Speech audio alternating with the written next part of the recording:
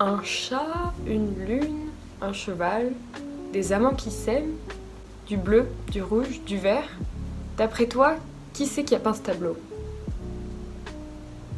C'est Marc Chagall. Si tu as trouvé la réponse, tant mieux, bravo.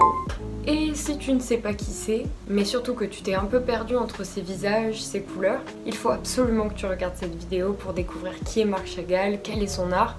Et tu vas voir, c'est un univers nouveau pour toi dans lequel tu vas pouvoir t'évader. Ce qui compte pour moi dans cette vidéo, c'est vraiment que vous vous imprégniez de l'art de Chagall, que vous ressentiez des choses face aux peintures que je vais vous montrer, et qu'ensuite vous les compreniez en fonction de ce qu'il a vécu, pourquoi il a peint ça à cette époque. Et pour ça, je vous propose de naviguer entre groupes de tableaux qui correspondent chacune à une période de la vie de Chagall, d'examiner ces tableaux, de les ressentir, de plonger son âme dedans, de vivre un peu à l'intérieur, et ensuite je vous apporterai les explications de ce qu'il a vécu à l'époque où il a peint le tableau. Commençons tout de suite par les tableaux de 1906 à 1910. Les voici, laissez-vous bercer par l'âme russe de Vitebsk.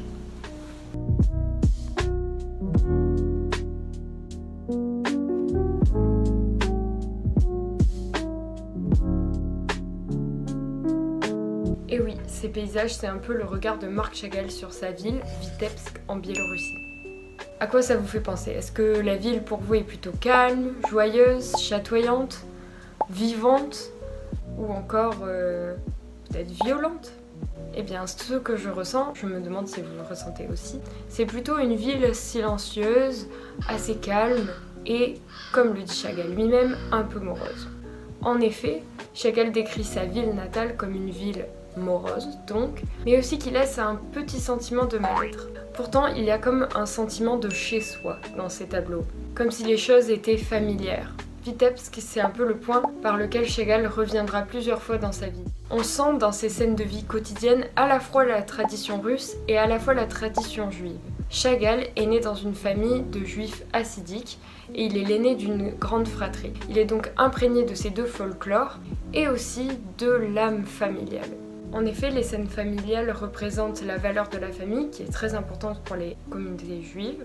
Et en même temps, dans le style, on retrouve aussi des couleurs russes. Elles sont certes un peu ternes, mais le vert, le bleu, le violet ou encore le rouge se retrouvent dans tous ces tableaux. Cette passion des couleurs et cet amour de la peinture, il l'a trouvé dans l'atelier du peintre local Yehuda Pi. Il va très vite jouer avec les pinceaux et les pots de peinture, ce qui l'amèneront à ses 20 ans à partir pour Saint-Pétersbourg, où il va d'académie en académie essayer de trouver un formateur. Il va s'installer finalement chez Léon Bakst, décorateur de ballet russe, et peindra la majorité de ses tableaux.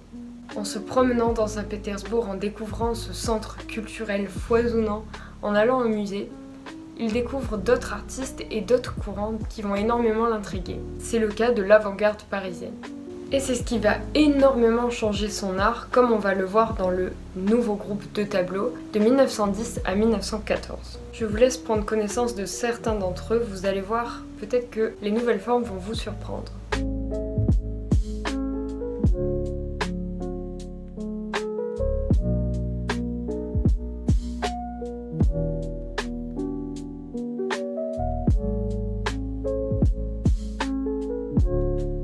Et qui revient souvent?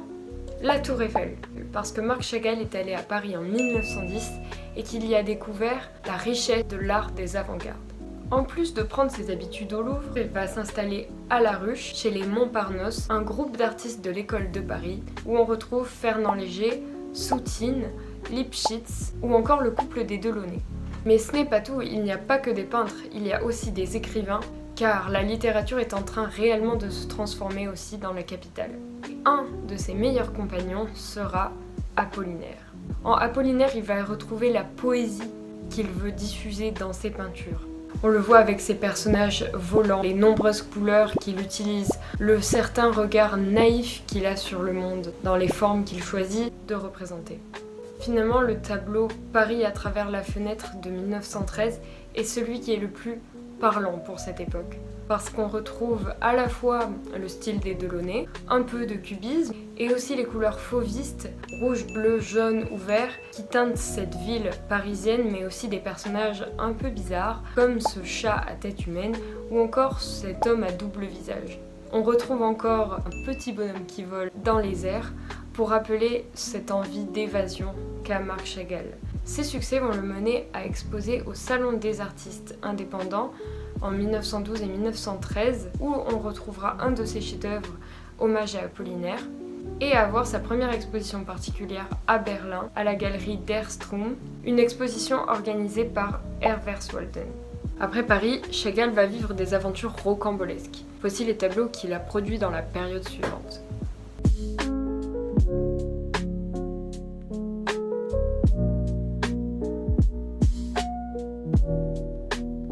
On a l'impression de reconnaître certains éléments devant ces tableaux.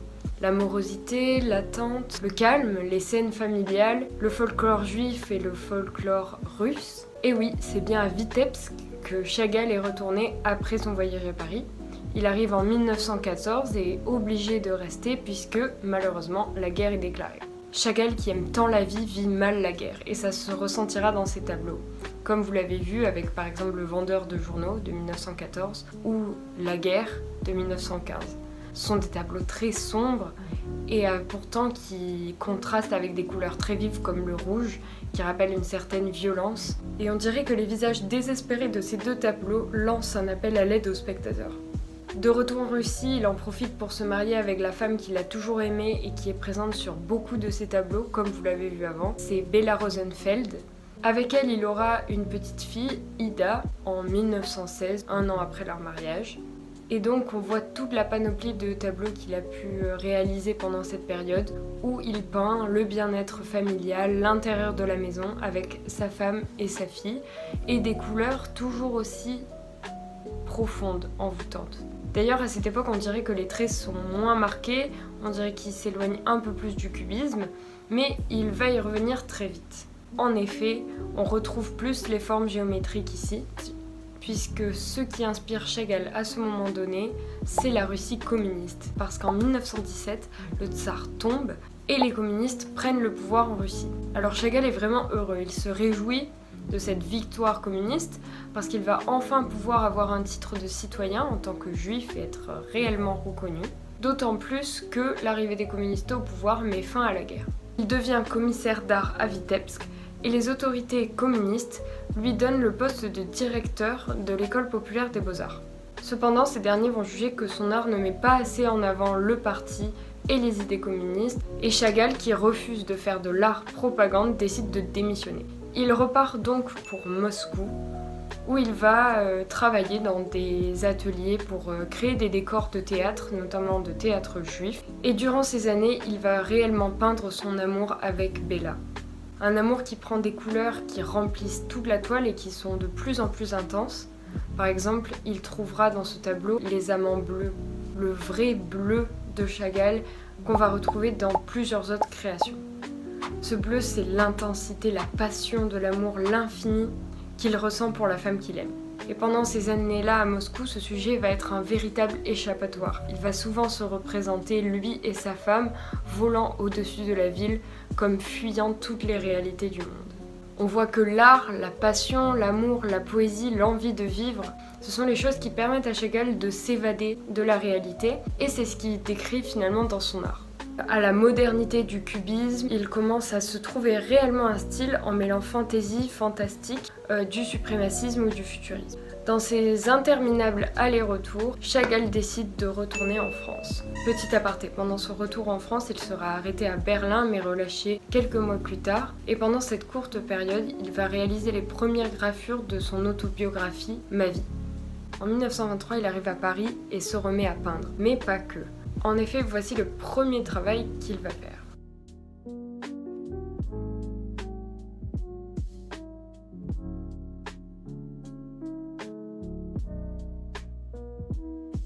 Toutes ces gravures sont destinées à illustrer les âmes mortes de Gogol, les fables ou encore des moments bibliques. C'est toujours intéressant de voir qu'un peintre s'essaie à d'autres techniques que la peinture, et ici donc la gravure, et on voit que ces dessins sont assez comiques, comme celui-là par exemple que je trouve pas mal marrant.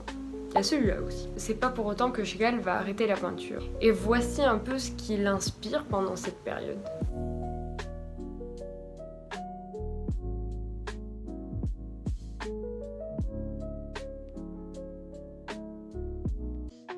Qu'est-ce qu'on remarque? On remarque beaucoup de scènes de paysages, cette fois plutôt des paysages français. On remarque aussi que les formes sont de moins en moins marquées et que les couleurs se mélangent entre elles, comme s'il n'y avait plus de frontières entre tel objet ou tel autre objet. Mais ce qu'on remarque surtout et qui va beaucoup marquer l'art de Chagall et que j'apprécie énormément, c'est tous ces animaux. Les animaux, ils vont prendre de plus en plus de place dans les créations de Chagall et ça va être un peu des bouées de sauvetage pour les personnages qui partagent la scène avec eux.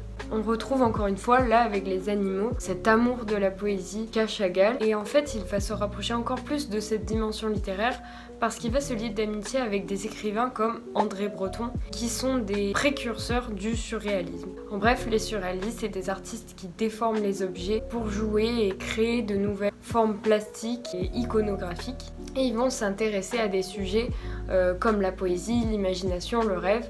Et alors on comprend tout l'art de Chagall de vouloir ne plus différencier les formes, mélanger les couleurs, qui se prêtent plus à représenter le rêve, l'irréalité, et d'effacer la frontière entre les objets. Pour s'assurer un réel succès, il n'est pas tout seul. Il est accompagné du marchand d'art Antoine Vollard. C'est d'ailleurs lui qui va le pousser dans les années 30 à accepter l'invitation du maire de Tel Aviv en Palestine, dans le but de créer un musée d'art juif.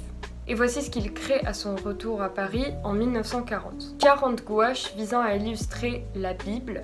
Et on le voit ici, on est loin des illustrations habituelles, surtout dans la forme, mais on retrouve une certaine concordance dans l'utilisation de la couleur. Parce qu'en fait, les couleurs du Moyen-Âge correspondent beaucoup aux couleurs de Chagall, comme le bleu, le rouge, le jaune ou encore le vert. C'est donc toute une histoire onirique du Christ que propose Chagall dans cette œuvre. Et alors que c'est un artiste qui prône l'amour, la paix et la joie, Chagall va remarquer de plus en plus dans les années 30 la montée de l'antisémitisme. Et en 1935, il sera classé art dégénéré par les Allemands. Beaucoup de ses œuvres seront brûlées. En 1937, il obtient la nationalité française, mais à cause de la guerre, il se réfugie à Gordes 2 ans plus tard et est obligé de partir en 1941. Mais pour quel pays? Eh bien, Chagall est invité directement aux États-Unis par le MoMA à New York et ce voyage est possible grâce au Rescue Committee créé par Einstein en 1933 qui permet aux potentielles victimes du régime hitlérien de fuir dans un pays beaucoup plus sûr comme par exemple ici les États-Unis. Il est donc loin d'être le seul artiste réfugié.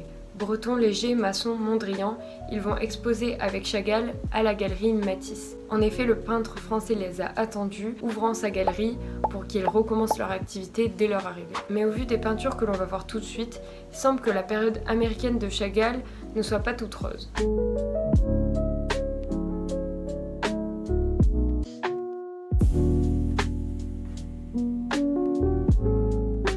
En effet, on dirait un peu que le rêve devient cauchemar. Un cauchemar chaotique où les formes s'entremêlent, où les animaux prennent une importance un peu trop grande par rapport aux hommes et où les couleurs s'assombrissent. On trouve aussi de grands yeux ça et là qui observent les personnages ou encore une certaine forme de nostalgie, cette fois teintée de tristesse. Cette tristesse est due au fait que Chagall vient de perdre l'amour de sa vie. Juste après être arrivé en Amérique, en 1944, Bella meurt. Il va alors arrêter de peindre pendant 6 mois. Quand il reprendra, il peindra des scènes de lui et de Bella où elle apparaît fuyante, attirée vers le ciel. Il semble la retenir à tout prix, mais elle, ou plutôt son image, s'échappe toujours. Si Chagall tente de soigner ses blessures en se liant d'amour avec Virginia Haggard, sa bonne qui s'occupe de lui pendant cette sorte de maladie d'amour, le destin des Juifs d'Europe va créer une seconde blessure. C'est pour cela qu'on retrouve la figure du Christ sur la croix sur beaucoup de ces tableaux à l'époque, symbole du peuple martyrisé. Comme dans ce tableau où un bœuf rouge est crucifié au milieu d'un village. La couleur rouge d'ailleurs est utilisée dans plusieurs autres tableaux pour rappeler la violence et s'oppose au bleu qui marque ici l'intensité de la tristesse et l'intériorité dans laquelle se referme Chagall. Ça y est, la guerre est finie, Chagall peut retourner en France en tant que peintre internationalement connu. Il réacquérit la nationalité française et va s'installer dans le sud, à Orgeval, puis à Vence. Voici les œuvres très variées qu'il va créer pendant cette période.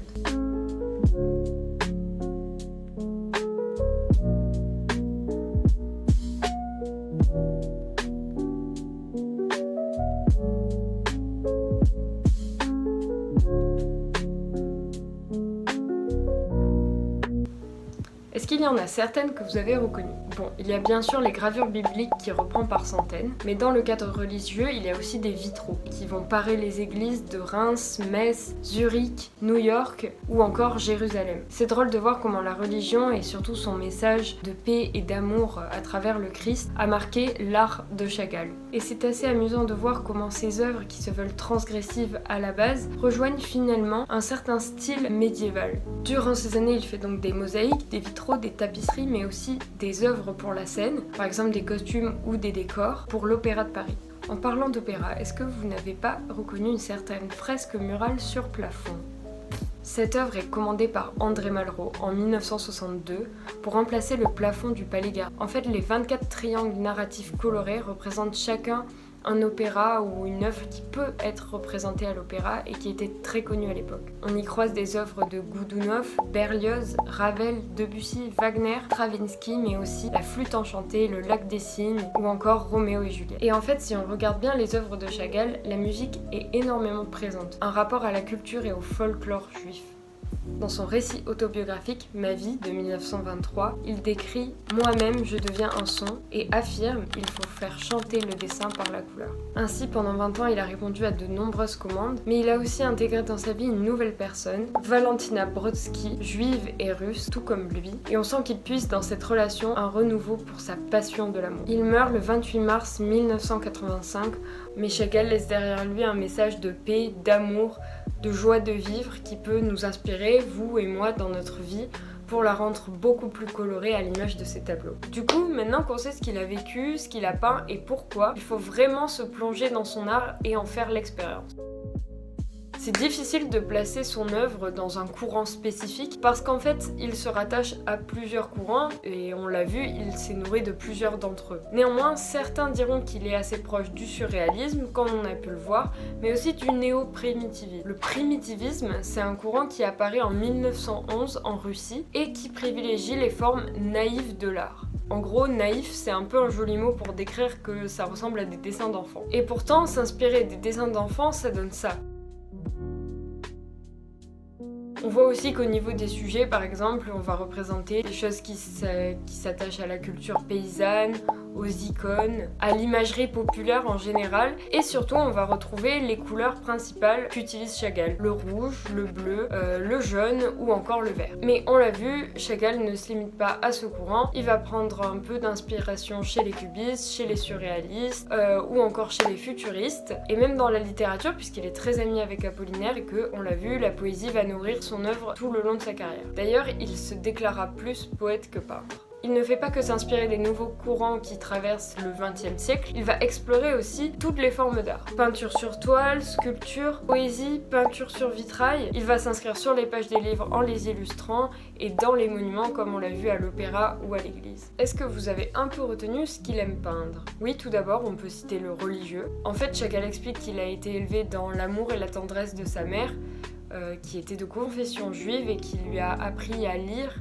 et à aimer profondément la Bible, mais surtout les hommes. Ce qui le fascine aussi, c'est les arts et le spectacle en général. C'est pour ça qu'il va faire une série de tableaux sur le cirque, où on voit toute la décadence, mais en même temps l'imaginaire, la fantaisie de ce milieu, où on se sent vraiment vivant. Et je dirais que c'est ça, l'art de Chagall, se sentir vivant et être heureux de l'être. Quand je regarde un tableau de ce peintre, j'ai l'impression qu'il me ramène à la vie, juste en regardant ses couleurs et en regardant les animaux, les personnages qui s'envolent et qui dansent un peu partout. C'est vraiment un artiste que j'aime beaucoup et j'espère que cette vidéo vous aura transmis un peu cette passion que j'ai pour lui. Alors je sais qu'il y a beaucoup de personnes qui n'aiment pas forcément son style, mais si ça vous a plu, je vous invite fortement à aller voir toutes ces œuvres et à passer des moments à se plonger dedans. Il y a aussi beaucoup de musées qui l'exposent en France et ailleurs dans le monde, et ça peut être pas mal d'aller faire un tour dans ces expositions pour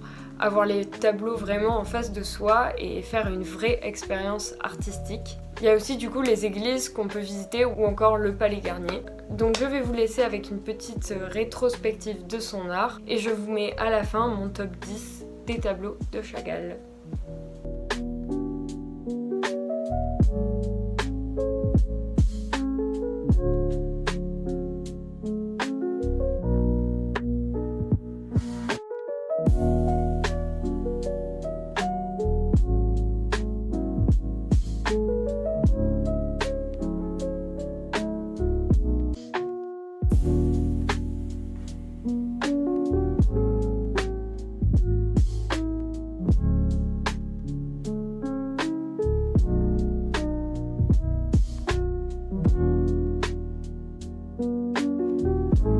N'hésitez pas à dire les vôtres en commentaire et aussi à émettre quelques critiques sur la vidéo. Donc je vous dis à très vite pour de nouveaux tableaux, de nouveaux peintres et surtout de nouvelles histoires.